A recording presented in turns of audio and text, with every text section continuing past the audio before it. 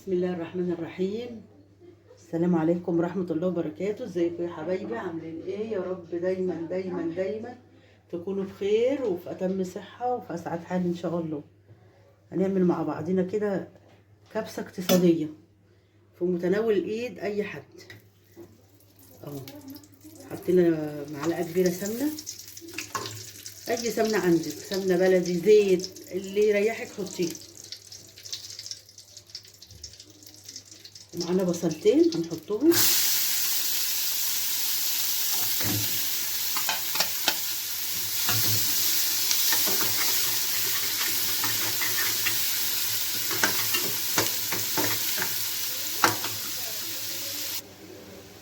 ادي يا حبايبي البصل عندي لونها بقى ذهبي كده حلوه اهي.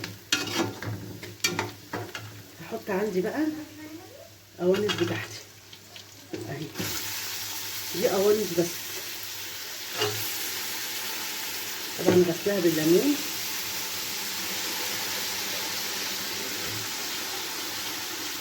لازم اي طيور نغسلها بالليمون، بيمنع زفارة اي حاجه.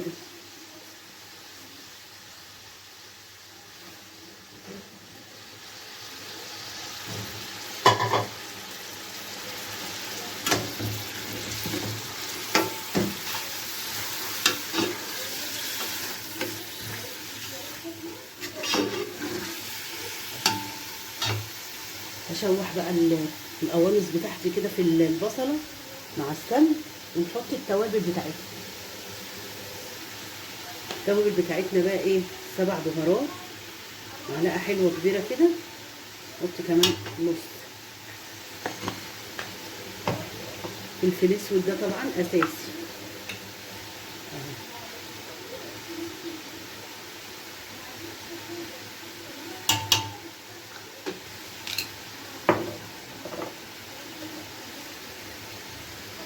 كركم ده اساسي الاساسي برضه اهو، كتر فيه شويه عشان هو اللي هيدي للرز بتاعنا ايه؟ لون. انا حطيت 3 معالق صغيرين. بعد كده هنحط الايه؟ الهيل اللي هو الحبهان اهو. حبهان انا طحناه، بيبقى التيست بتاعه عالي قوي وهو مطحون على ما بيبقى صحيح اهو.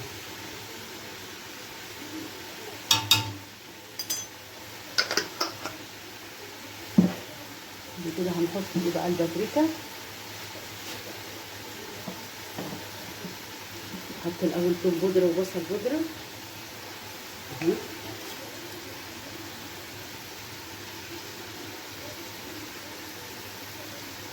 ده توم بودره، انا عندي البصل طبعا حاطاه فريش فمش هحط البصل، هحط التوم بس.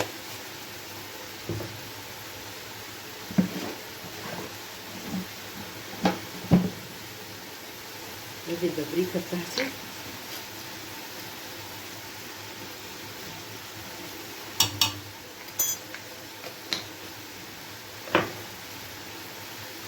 بقى كده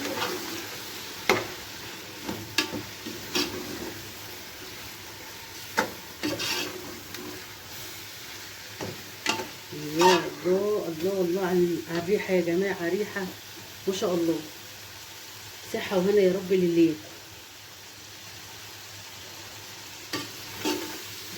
كده انا شوحتها اهو بما فيه الكفايه والتوابل. نحط الميه بتاعتنا بقى اهو.